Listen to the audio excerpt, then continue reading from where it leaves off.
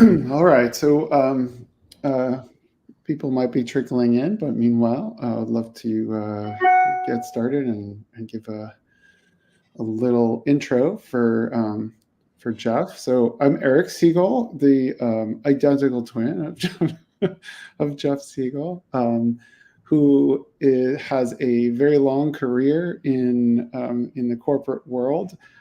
He has his MBA from the Simon School of Business. He was started his career in marketing at Kraft Nabisco. He moved later to the Hershey Company, where my favorite title of his is that he was the director of Twizzlers and Jolly Ranchers, which is the coolest title that I know of anybody having. And then he went to Ahold and eventually to Cracker Barrel, where he was the VP of marketing and later the VP of strategy and business intelligence. And he is now a leadership coach and a consultant, as well as the author of The Middle Matters, a toolkit for middle managers. So, Jeff, I've read your book now 2.5 times, and I will read it. I will read it again, but I'm going to hand it over to you, and then we'll come back at the end. Please put questions into the chat as you're watching. We have some other questions that have come from various sources, but we'd love to have some live ones as well. So I'm going to switch this over, and Jeff, take it. Awesome. Thank you, Eric, for the introduction, and thanks for everyone who has joined.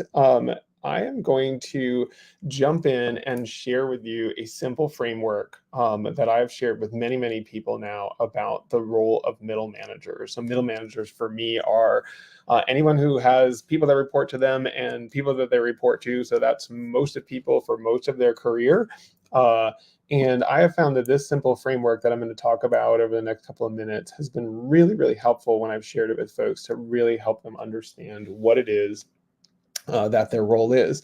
But before I dive into that, I will sort of reiterate what Eric said. My career has been always in lots of different food companies as a marketer, but all the time that I was a food marketer, I have always been a middle manager. I've had people that reported to me, people that reported to, and it's just a topic that I'm very passionate about. And that was what led me to write a book about middle management called The Middle Matters, a toolkit for middle managers. Because from my perspective, I really believe that if you give people the tools that they need to do their job, they are just so much more satisfied and so much more productive.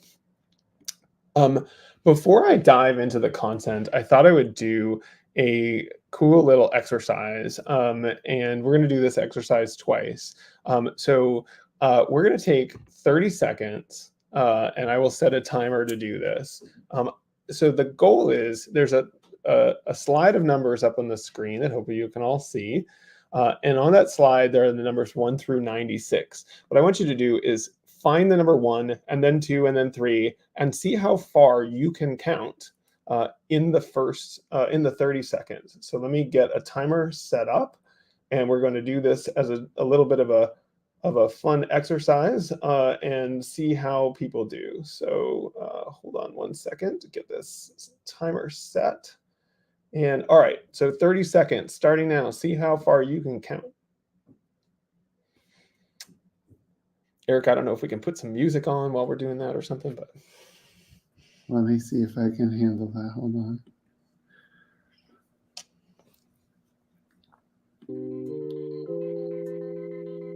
How's that? That's great.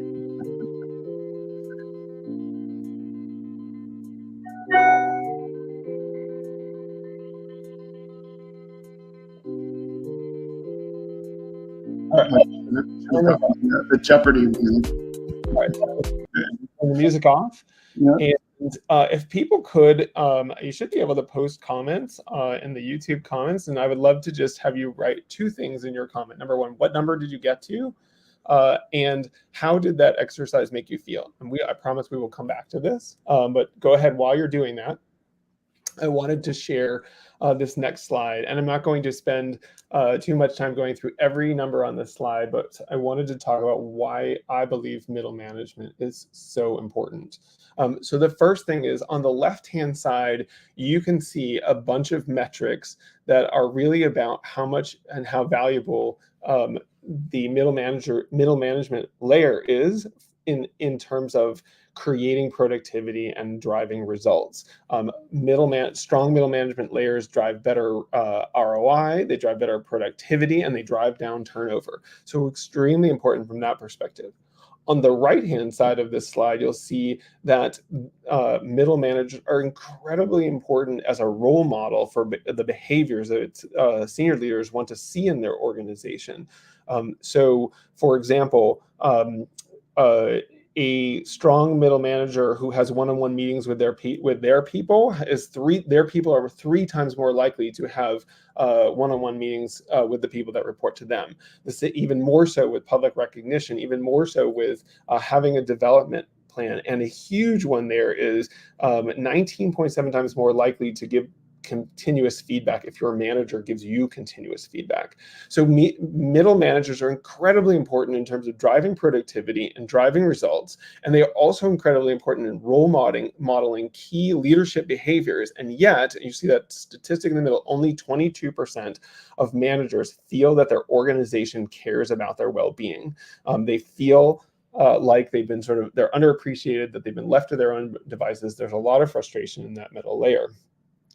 So why does this happen? Well, wanted to share a little bit of a story that's from my own career that I think illustrates why I believe this happens. So at the top there, it says, you don't know what you don't know. And so when I had my first direct report, so when I was first a middle manager, the first time I had somebody reporting to me and somebody I was reporting to, it was a bit of a rude awakening, if you will. I had a report named Travis who would come into my office every week, and we would go through a budget spreadsheet, and his budget spreadsheet would not tie out to the penny, which drove me crazy because when I was in his role, my budget spreadsheets always tied out to the penny. And I was getting frustrated because I felt like the fact that his spreadsheet must have some errors in it or whatever meant that he wasn't paying attention, and who knew what else was wrong out there. And he looked at this as, my boss Jeff is micromanaging me, and so he actually one day said to me, he says, "Is this really the most important thing that we could be doing right now?" And I, not proud of this, what I said to him in that moment was, it's not the most important thing that we could be doing right now, but we wouldn't have to do it at all if you just got this right. So not the greatest managerial moment. And I sort of watched Travis as he kind of left my office, shaking his head, kind of annoyed with me and whatever. And it was that moment that was really, I think, essential for me to realize that my role as a leader wasn't to get him to do exactly what I did, and not to get him to do exactly the way I would do it. It was to figure out what I needed to do to get him motivated and excited and interested in sort of delivering on what we needed to accomplish. And so that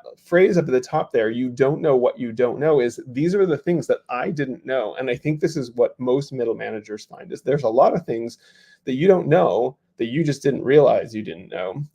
And so I'm going to come back to this. I said I would come back to this number exercise, and I want to share with you.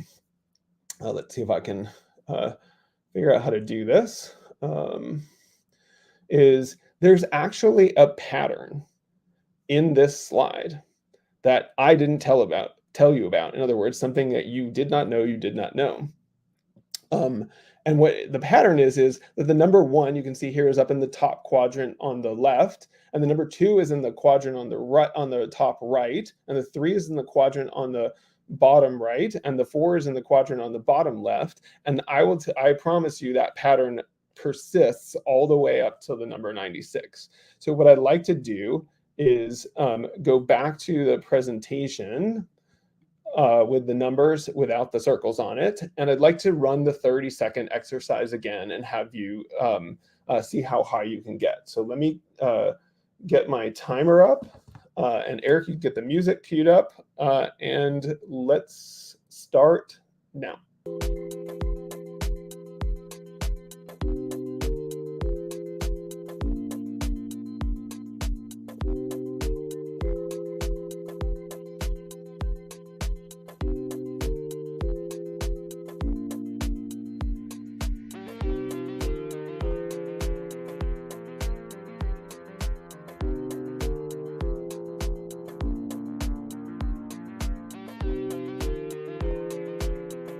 All right, stop. Time is up. Go ahead and back into the chat if you wouldn't mind, and put into the comments how high did you get, is the first thing. And the second thing is either write yes or no. Yes, I did better than the first time, or no, I did worse than the first time.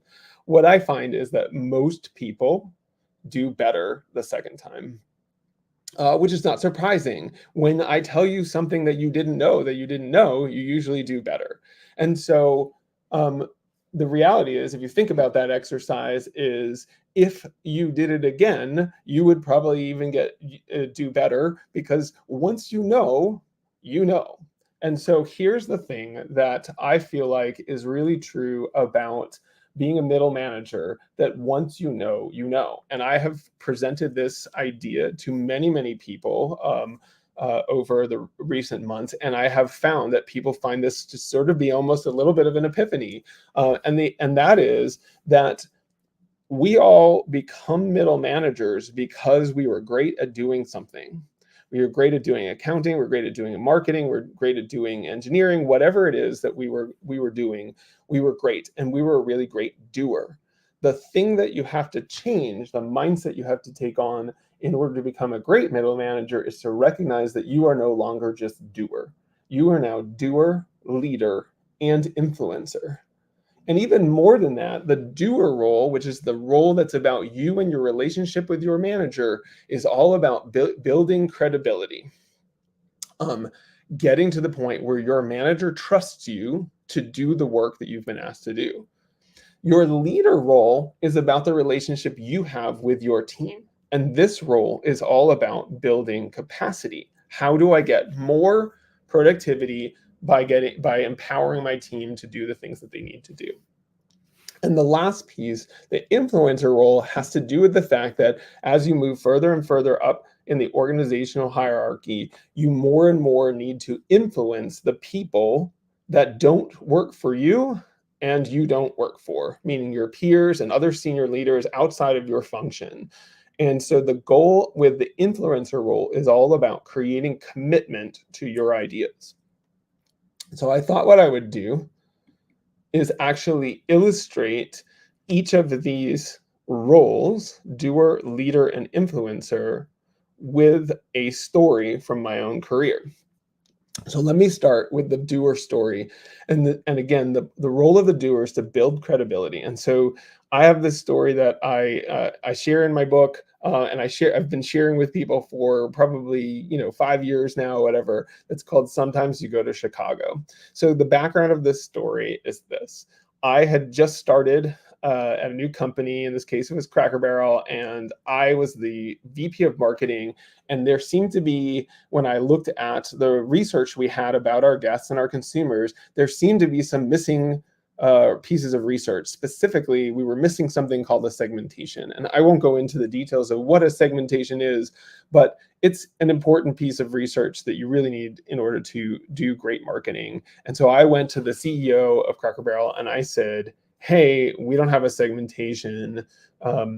So I think we need to do one. And she said to me, you marketers are all the same, is actually what she said to me. You marketers are all the same. You all want to do research. And I thought, wow, I guess I didn't go about this the right way. And she said, your problem is you have not gone through and understood all the research that we've done in the past. So I left undeterred and went and literally read every piece of research I could find from the prior 10 years to really educate myself and to understand what it was that that we had already done, so that I could come in and convince her that we needed to do this piece of research, or find out that we didn't need to do the research because we'd already done it. And sure enough, I went through and we had done a segmentation, but it was about 10 years old, and it was like from pre iPhone days and so forth. And so I thought, I'm going to go back to the CEO. And so I told her, I said, hey, I went through, I read all the research I could find for the past 10 years. We did do a segmentation. It's 10 years old. It's way out of date. And she basically said, no, you're wrong. We did one 2 years ago.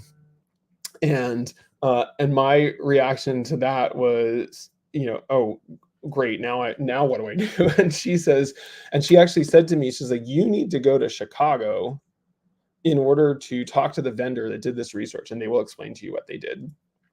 And so what do you do when your CEO asks you to go to Chicago? Well, you go to Chicago. And so I went to Chicago, I met with the vendor, and sure enough, they explained, they agreed with me. They had not done a segmentation 2 years before. We had intended to do one, but the money got cut, etc. And so it wasn't a segmentation as I suspected. And I went back to meet with the CEO of Cracker Barrel, and she says to me, and I said to her, hey, I went to Chicago. And when I was in Chicago, I talked to the vendor, I figured out what happened, but no, we haven't done a segmentation in a long time. And it was at this moment when she finally said, thank you. I really appreciate that you spent the time to dig into this and find out what really happened. Because in the end of the day, what was most important was not whether or not I had the research, or the research had been done or hadn't been done or whatever, but it was building the sense of credibility so that she believed me and believed that I knew the history and the background and so forth. And so that to me is the quintessential story of being a doer, is that relationship you have with your boss, and you have to build credibility first, or they won't believe you. Even if you know the answer, even if you're trustworthy, you have to build that credibility. So that was my doer story.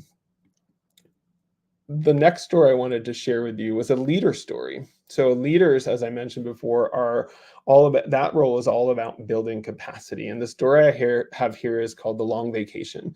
So I, at one point, had a woman who worked for me who ran a call center that had 14 people reporting to her. And our busy season was sort of the holidays between Thanksgiving all the way through Christmas and New Year's. And so she came to me in November and she said, hey, Jeff, after the busy season, after the holidays, I'm going to take an extended vacation. I've been saving up my vacation days because my son, who is deployed over in Asia, is going to be home. And he is going to have a 3-week leave, and I want to spend time with him. Do you have any issues with me taking a long vacation? And I said, no, we'll be fine. And of course, I'm thinking, yeah, it's after the busy season, we'll be great. So of course, something went wrong. It was, some IT thing went wrong with our website or whatever, and we ended up with something like 10,000 calls when we would normally have had 2,000 calls. So we were deep in a hole trying to dig out of all of these angry customers and so forth. And we were way behind. And, it's now January, we're 10,000 angry customers, behind. And Leah, my leader there, says, hey, I still am going off on vacation. Is that okay? And I said, absolutely, go off on vacation. It'll be fine. And sure enough, it was fine. And why was it fine? Was because that team was so well trained. They knew what to do. They knew what to tell me, what kind of reporting to give me. They knew how to work and function as a team, even when Leah, their leader, was away. And so when Leah came back, she asked me, how did it go? And I said, listen, it was tough, and we got through it. And I said, I just want to commend you. I think you are a tremendous leader, because the sign of a great leader is that your team can function when you are away. And that's what I mean about leaders creating capacity. When a leader can train their team to function without their constant input, they can accomplish so much more on their own. And it also frees up that leader to go out and do other things, like helping that team so that the problem never happens again, and all those other great things that a leader could be doing if they weren't stuck in the details and trying to kind of micromanage all the work. So I always thought Leah was a tremendous leader because her team was able to function without her. Which brings me to my third story. My third story is about in the influencer role and how influencers are all about gaining commitment. And the way I like to talk about influencers is that when you are an influencer, when you are trying to influence somebody to do what you would like them to do, you have to always remember that everyone else around you is the hero of their own story. And so in this particular story, I went in one week. Part of my job was to go in and basically deliver bad news every week. And one week I went into an executive team meeting and I was delivering bad news that basically said that we were having issues with our operations and that our guest satisfaction scores were plummeting, and we needed to do something about it. And I go in and the head of operations was not happy with me at all, because I had gone in there and basically she felt like I was making her look bad. So instead of, and she basically started to say things like, hey, I don't think these numbers are right. You need to check these, etc. And I could have pushed back because the numbers were right. There was nothing wrong with the numbers, but I didn't. What I did instead was I said, I'm going to just take a deep breath. And then the following week, I had gone back to my team. I had them check the numbers. Sure enough, they were right. The numbers actually got a little bit worse in the intervening week. And so what I did was the next week I went into the meeting, and before the meeting, I found this leader, this operations leader, and I said to her, hey, I just want to let you know, I dug into that data that I shared last week. It looks like it's right. And it looks like it's actually gotten worse. And so I just want to ask you, how do you want me to deliver this news?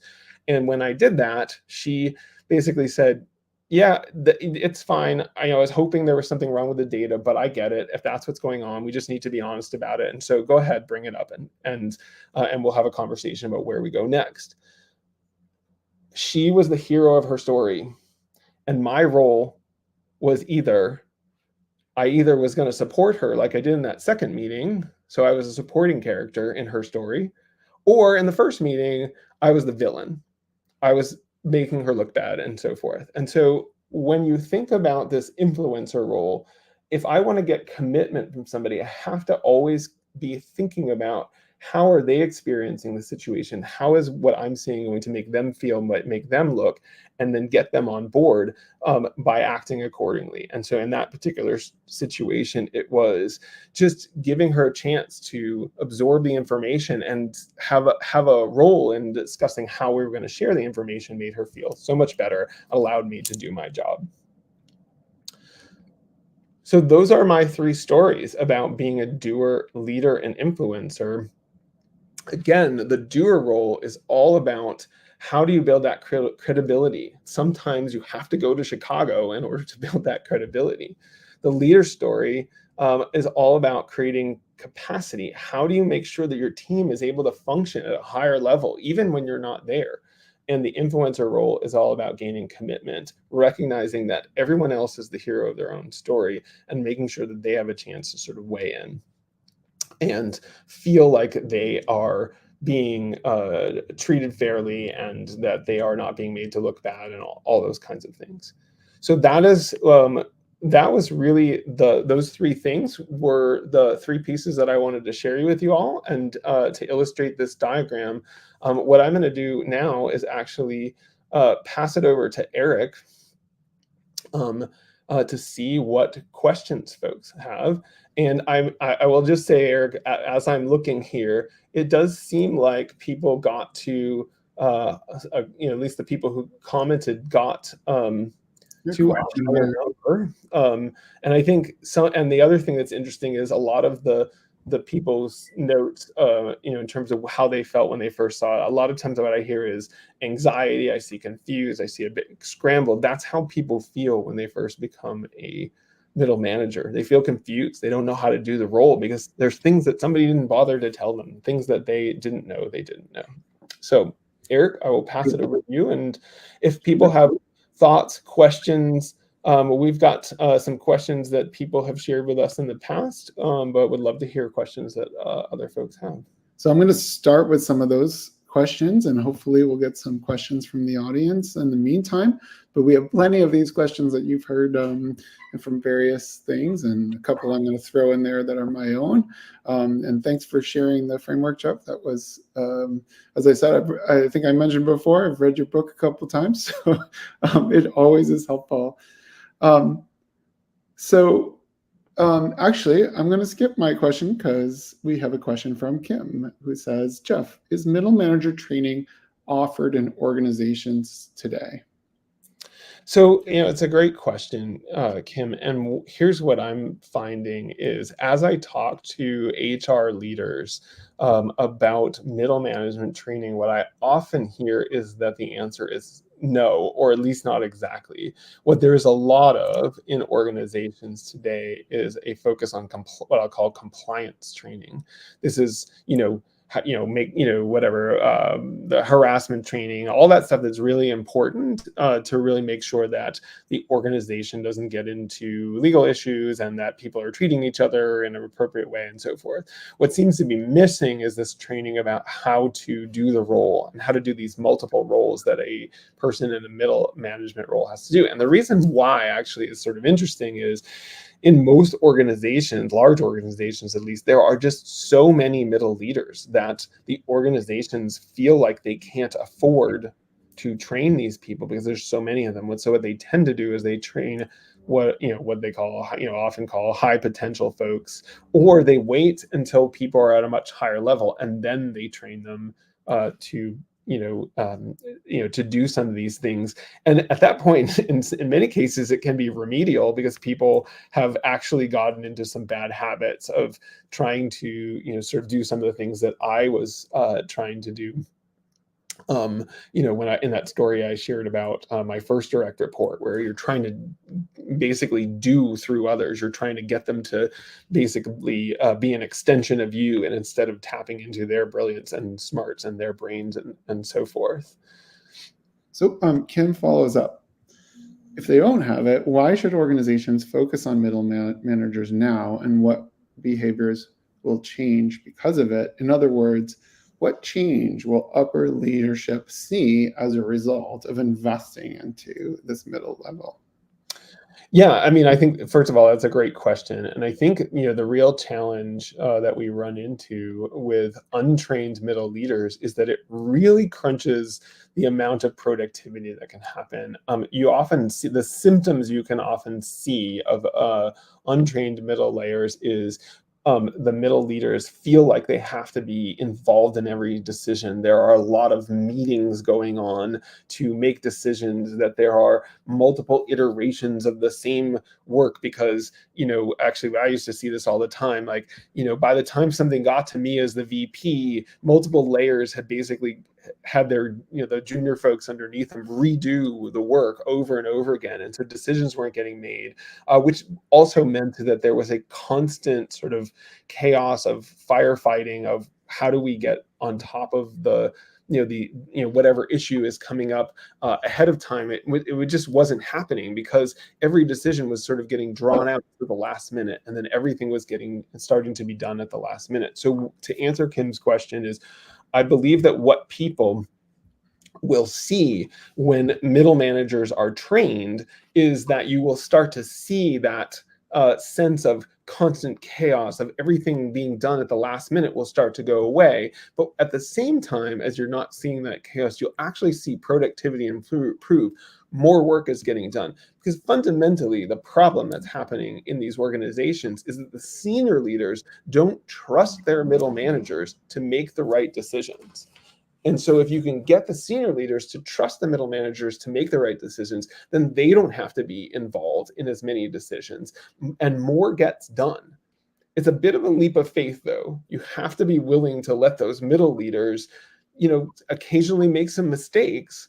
But over time, what happens is they start to learn because they've actually been exposed to more situations, and they haven't been sort of micromanaged into, not, sort of just doing the work exactly the way their bosses believe to get done. So, Jeff, Michelle adds here, I also think that there is a perception that middle management is a pass-through to greater leadership roles, when I think a good middle manager is indispensable. Should put a hashtag on indispensable, but I don't know how to say the hashtag out loud. Anyway, but I hear your thoughts on Michelle's comment. I mean, obviously, I 100% agree with Michelle's comment. That perception is that people are just in those middle management roles, and they're just, just trying to get through it. And it's interesting because most people, and I certainly am no exception, spend decades sometimes in those middle leadership roles. And so this view of this is just a stepping stone to get me to the next level and to the next level to the next level is very unfortunate, because it literally, what happens is when you have middle leaders who don't know how to lead, and they do some of those sort of behaviors that cause the team to kind of not be able to achieve its full potential and so forth, is that those people are the role models that the people below, that are coming up behind them have, and for their leadership approach. And so what ends up happening is you end up with leaders with a certain style that basically works to some extent, but isn't necessarily as great as it could be. And then the people that report to them see that style and they go, oh, I guess that's what I need to do. And so they end up doing it again. And then the people underneath them do it again. The other thing that actually happens is there's this sort of demoralizing thing that I think many people have experienced in their careers, is that there's this belief that management is not something that needs to be trained at all. It's something that you should just know how to do. And so I hear a lot of people talk about this idea of imposter syndrome. I believe obviously a lot of imposter syndrome discussions are about, people's self-confidence and so forth. But I actually think there's a huge part of that imposter syndrome experience that has to do with the fact that people are put into leadership roles, and both in terms of their managing teams and needing to be political and influence organizations, they're put in those roles without any training, but they're treated as if you ought to know how to do this. And that feels like imposter syndrome. And I think getting people to understand how to create credibility with their boss, how to build capacity with their team, and how to really gain commitment from their peers, not only helps them in their career, but actually helps the whole organization to function in a more effective and productive way. So we have a comment from Lego Building with Serena is the name of the poster. And it says, it feels like the middle managers are getting crunched by trends like Meta's year of efficiency, where layers of middle management were cut. And there's a desire for leaders at all levels to get closer, quote unquote, closer to the work. What are your thoughts on the whole sort of late 2023, 2024, let's cut everybody out of our middle management? Yeah, there was an article not too long ago. I think it was in Business Insider. It's called "The Great Unbossing," and it was talking about how all these companies are eliminating their middle layers. And so here's my take on this. I actually have a lot of thoughts on this, but my take on this is, here's what happens: is when you don't train your middle leaders, they try to do work, right? Because that's what they're used to doing. They do the accounting, they do the data engineering, they do the marketing or whatever it is. And now they are doing that, but they just have people reporting to them to do it. And so what senior leaders do is they look at, in some of these companies, they look at that layer and they go, why am I paying this guy, whatever, 25, 50% more than all the people below them to do the same thing? And so the reaction to that is the middle layer isn't really doing anything. Let's get rid of them, because they don't know how to train people. They don't know how to elevate their people, et cetera. So we're just going to wipe them out. And then we're going to have the VPs with all the individual contributors reporting directly to them, and they'll just get much more focus and learn from people who are much further along in their career and whatever. And the reality is, it doesn't work. And I can tell you, it's not going to work this time, and it hasn't worked. I've seen this process happen. It's like a cycle that happens across. I've seen it across my career, where like multiple times in my career, this companies have said, "Oh, we're going to get rid of the middle layer," and they get rid of them, and it always grows back. And it always goes back for a whole bunch of really important reasons. One of those reasons is you have to have career progression for people. They need to be able to move up. And by the way, the reason that those middle managers aren't leading great is because nobody ever bothered to teach them to lead because they had a VP who didn't have enough time to spend with them to coach them on how to lead and grow and so forth. And that is why they're not great middle leaders. And the real solution, and this is a Jeff opinion, is the real solution is actually exact opposite of what these companies are doing. Their view is my middle layer is not accomplishing what I needed to accomplish. And the real solution to that is to train those middle leaders to be more effective at creating organizational leverage and get more out of their teams. That's the solution, instead of wiping them out, because you will end up with that middle layer back again. But what will happen is you've lost all those folks that were sort of in the middle. So there's a great quote from Rick here, Jeff. In the military, there's an emphasis on mastering the basics. The idea that once low-level skills are truly mastered and internalized, there's more bandwidth to. I think is a great bandwidth to incorporate new skills. Well, absolutely, and I think actually. There's a story actually in my book where I talk about somebody who was reporting to me, who came to me after a year in her role, and she basically said, I think I've mastered everything I need to in order to do this role. And my reaction to her, and so she wanted to move back into a different part of the company that, she'd come from one part, she wanted to go back there, whatever. And I said, listen, if you want to move back there, we can talk about how to do that, but your reason for moving back there is not the right reason. I said, in my experience, it's the moment when you believe you have learned everything you need to learn, when you actually start learning. For the reason that Rick mentions, is this idea of, if you can master the basics, it actually opens you up to stop thinking about just the basics and really start thinking about the bigger picture of how the pieces fit together. And like, you're not focused. I mean, this is true of any skill that you learn. If you're so focused on the mechanics of how you're going to do something, you can't really learn and grow. All you can do is continue to master those basics. And once you get past that and you don't have to think about those basics, that's when you really start to grow and learn and become great at your job. So it's true of leadership as much as it is true of accounting or marketing. So Jeff, two things I'm going to do. One, I'm going to read a comment from Kim, because I think it's a really nice comment that you should hear. And then I'm going to ask you one of my questions. So here's Kim's comment. Jeff, do you realize you are creating a middle manager movement and you are a founding father? This is so very necessary and could be the wake-up call organizations need to catapult the managerial skill set.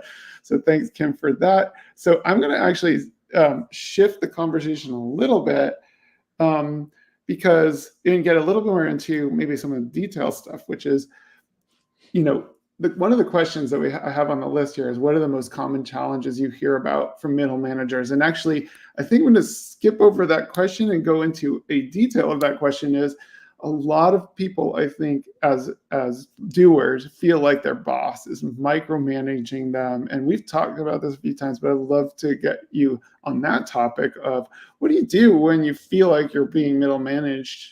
I mean, when you feel like you're being micromanaged. Middle managed is not a negative thing. Micromanaged feels like a negative thing. So Jeff, can you jump into that and talk about how that, how do you treat that in your book, and how do you think about, what do you do with a micromanaging boss? Yeah, so it's a great question, and it might be the most common question that I get about the middle management role. Is the most common challenge, especially in that sort of doer bucket of things, is my boss is a micromanager. It just happens all the time. And frankly, even my story about Travis, I was micromanaging him, I admit it. Most people probably have done it and had it done to them in their career. And so it is extremely common issue. So the first thing I want to do is actually, so you've got my Venn diagram over there on the screen, right? And one of the things that I do when I do group coaching classes, I introduce this framework, and then I ask people to classify what kind of problem they have. And so when somebody says, oh, well, my problem that I have is my boss is a micromanager. And so I often say to them, I said, well, is that a doer, a leader, or an influencer problem? And what's really interesting is a lot of people say it's a leader problem. because they are thinking about the problem from the perspective of my leader is micromanaging me. So that's a leader problem. I have a leader problem, but that's not what this Venn diagram is about. This Venn diagram is about your roles. You are doer, leader, and influencer. And so in the situation where you are being micromanaged, you are not the leader and you are not the influencer. You are a doer. And that's why I say that doer relationship, that doer role is about the relationship between you and your boss. And in this case, you've got a boss who's managing you. So once you recognize that this is not a leader problem, it is a doer problem, you can sort of step back and say, well, doer problems are generally problems of credibility. So what's interesting is with a micromanager is you have a credit as a person being micromanaged, you have a credibility problem. And I always like to point out, just because you're basically, when I say you have a credibility problem, is your boss doesn't trust you. So which is true in a micromanaging situation. That's why they're micromanaging. They don't trust that you can get the work done. And what I always like to point out to people is that just because your boss doesn't trust you doesn't mean that you are not trustworthy. You may be perfectly capable of doing the job without their constant intervention and micromanaging or whatever, which is what you feel like or whatever. And they keep intervening, which is extremely frustrating. But the reason they're intervening is because they don't trust you, that you haven't built enough credibility with them. And so what's really fascinating, I find, is the best solution to a micromanager problem is actually to focus on it. You almost have to lean into the problem and focus on, how do I create more credibility? So what I always tell people is, give your boss more details. Be even more on top of it than you would have ever expected. In fact, sometimes you have to give them so much information that they kind of go, enough, I got it. You don't need to keep telling me this stuff. So as an example, I've suggested to people who are being micromanaged, like every Friday, or whatever, write an email that says, here's all the projects that I'm working on, and here's all the statuses and all the things that you could possibly ask for. And at some point they're going to be like, okay, stop. And it's funny because I've given this advice to multiple people now, and every time I give it advice, they try it and it works. Is when you have a micromanaging boss, you kind of have to, kind of feed them so much detail and so much information that they kind of back off. And once they've done that, by the way, you will have established the credibility, and they will start to back off on other things because they know you're on top of things. So many people react to the micromanager by saying, I shouldn't have to do that. And that's fine. I always say to people, the word should is like the worst word in the English language, because you shouldn't have to do it. I agree. But in this case, it doesn't matter. You can't change your boss. What you can do is change how you work for them. And by working for them in a way that shows that you are on top of the details, you will get them to kind of get off your back. Yeah, and Jeff, that's my experience as well with that, because I did that even before I read your book. I did that where I would do the Friday afternoon thing, and it's like they read the first two and then they ignore the rest of them. It's just, you just have to do it until they get the sense of, oh, okay, there's a lot more there. So my next question for you, Jeff, is another one that comes up, I think, a lot, and you and I have talked about a bunch of times, which is this concept of you need to be more strategic. What I guess you could take that from both, like, how do you receive that as a doer? What are you doing wrong when you say you need to be more strategic, or what in the sort of normal version of that story as a leader? Like, you can take it from both angles. Yeah. So it's interesting that it is quite common, I feel like, that people get that feedback. You need to be more strategic, and some of the worst feedback that you can give as a leader, because nobody knows what being more strategic is. Frankly, if they knew what it was, they would probably be doing it. And so I actually had this situation at one point. So it was I had somebody reporting to me as a manager, and there was an associate reporting to that manager that who we wanted to promote, and we both agreed that she was almost ready to be promoted, but she wasn't strategic enough. And so he went off and told her, hey, you know, we're almost ready to promote you, but you need to be more strategic. And so what do you do when you are need to be more strategic is you write a PowerPoint deck, right? I mean, what says strategy more than like, you know, a bunch of cool slides and whatever. And so this poor associate put together a PowerPoint deck that basically made zero sense, not because she didn't do not because she didn't do a good job of putting together the slides, but because because it wasn't a strategic question that she was answering. And so I said to um, the manager, the guy in between, I said to him, hey, I don't think that she knows when you say strategic, what strategic means. Can we define the specific behaviors that we are looking for so we can give her a sense of exactly what she could do? So what does strategic look like? Well, if you identify questions that are important that maybe other people hadn't noticed, that you dig into those questions, into the details to see if you can figure out what's really going on, get at root causes, and then you come up with recommendations on what we should do, options, etc. And then you say, this is the option I think we should focus on. And come with a solution, and then you present it clearly and with confidence. And so we basically laid out that list of behaviors and basically said to her, here's what we're looking for. You show up with these, you know, ideas, blah, blah, blah, all that stuff. And literally, like, it was like a light switch went on. Like the next couple of weeks, she was just like, wow, this person really is being strategic. And I asked her after that whole situation, I said, you know, what was it? She's like, well, I just didn't know what you were asking me to do. Right. And so I think the tricky thing is, when somebody, if you are a leader and you're asking the people that work for you to be more strategic, you have to define the specific behaviors that you are looking for. And I think the courageous thing that I would ask people who get that feedback to do is to say to them, if your boss says you have to be more strategic, you need to basically ask the question, hey, can you please help me understand what that would look like?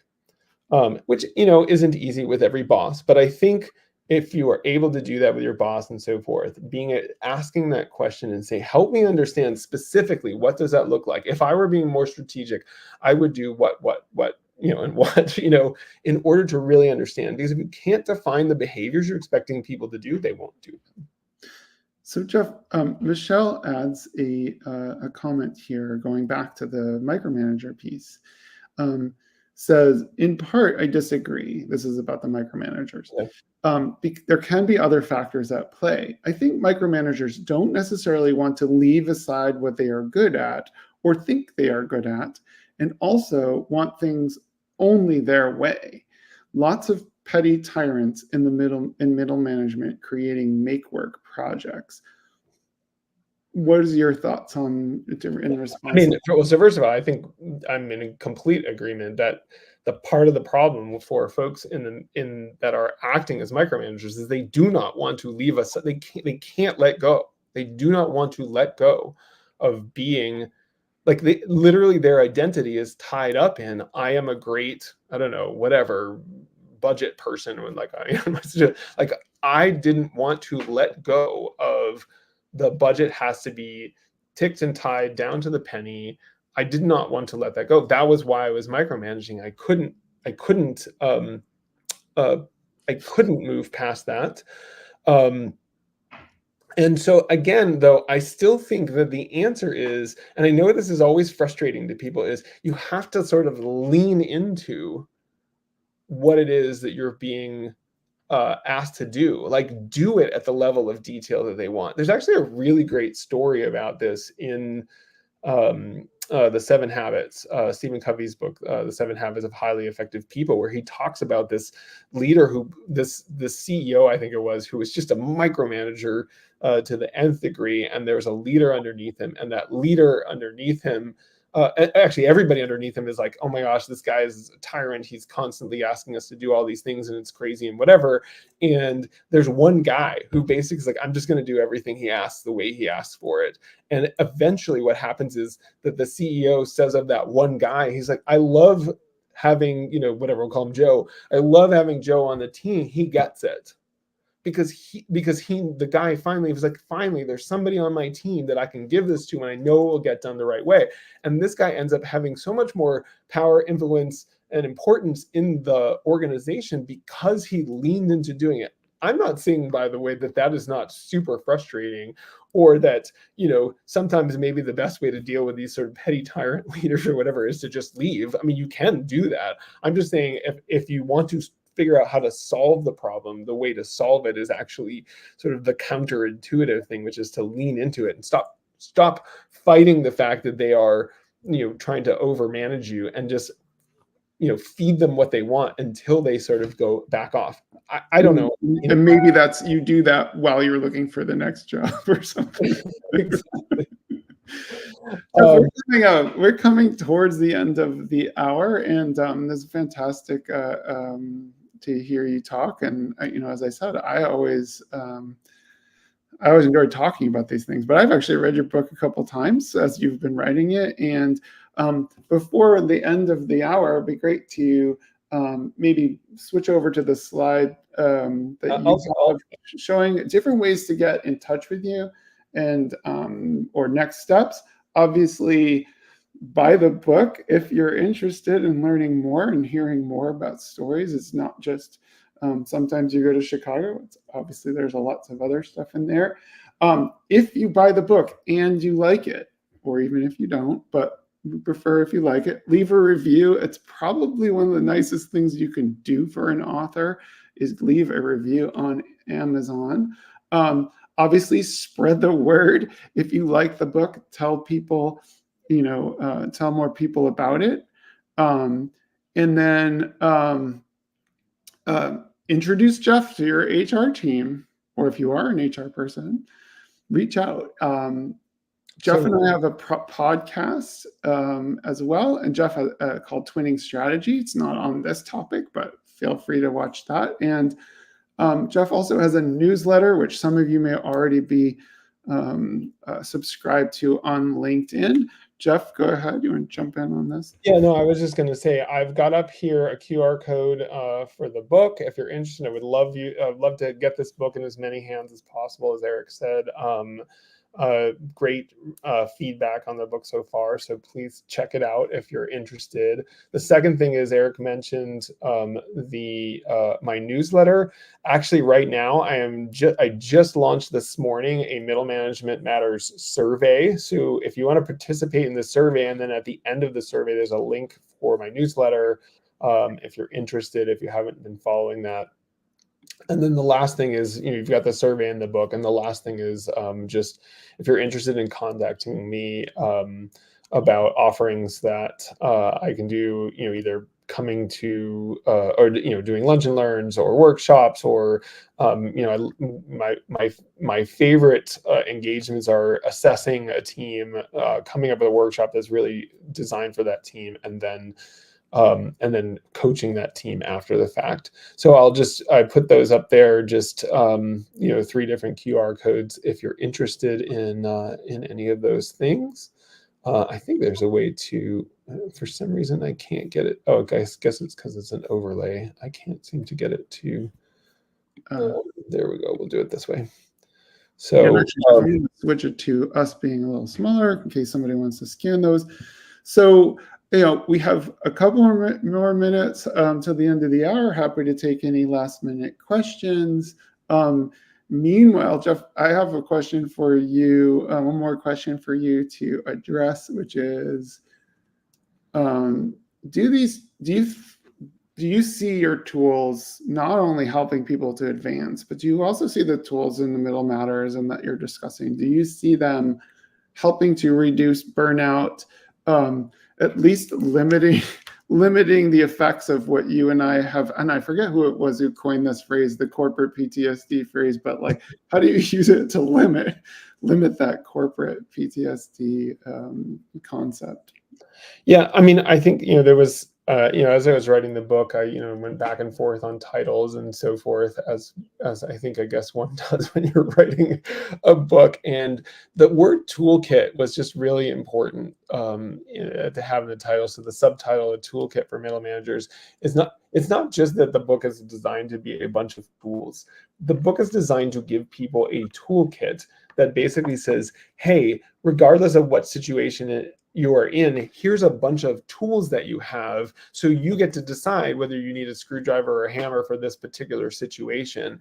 I'm not going to say that every situation is exactly the same. It requires a specific tool. There's not like I can't basically do a one-to-one, like if this happens, do this or whatever, but giving people a broad set of things that they can sort of draw from in order to create, to solve the biggest challenges they have, I think is what's really powerful, in terms of training middle managers and eliminating some of that burnout. If you can just figure out how, to sort of address these situations more quickly, more easily, because you've got these tools in your toolkit, you will be less likely to burn out. That's my take. And so that was what I was thinking as I was writing So, a book and about it. one last question, and I think this will be the last question, is are your tools limited to certain kinds of jobs, or do they apply equally to retail workers, knowledge workers, scientists, etc.? Do you feel like it can be, is it sort of, you were obviously in a marketing job, that's a certain kind of job. Do you think that these approaches would work equally in a grocery store setting as it would in a, like a more desk job type of Yeah. setting? Absolutely. I mean, I've had conversations with um, managers in a grocery store. I've had conversations with plant managers, and every time I have the conversation, sort of talk through the framework and talk through some of the tools, everybody gets it, because ultimately actually, there's one great review that somebody wrote of my book, is like, they said, this is a great book for middle managers, but it's also great for anybody who has to deal with people, because fundamentally the, the the middle role is, yes, it's about sort of where you are in a corporate hierarchy, but fundamentally that situation of, there's always people that we sort of report to, that report to us, and that we have to influence in our lives, in various different parts of sort of our day-to-day lives. And so it's less about a specific type of job and more about the relationships between people and how you manage those relationships. So in my view, I think that there's really a tremendously broad, application of the tools. Great, Jeff. I just want to say thanks to everyone who joined. Thanks for the great comments. This is our first webinar, so we didn't know what to expect. So it's fantastic that we got that conversation going. I hope people, if they're interested, will, as I said, buy the book, reach out to Jeff, and keep in touch. So thank you so much for your time. Jeff, do you have any last second words before we run out of the hour? No, I would just say thank you to everyone, and reiterate that, and just say good luck out there. There's always challenges. So uh, I just wish everybody luck, and hope that you found this helpful. Thanks so much. Thanks, Jeff.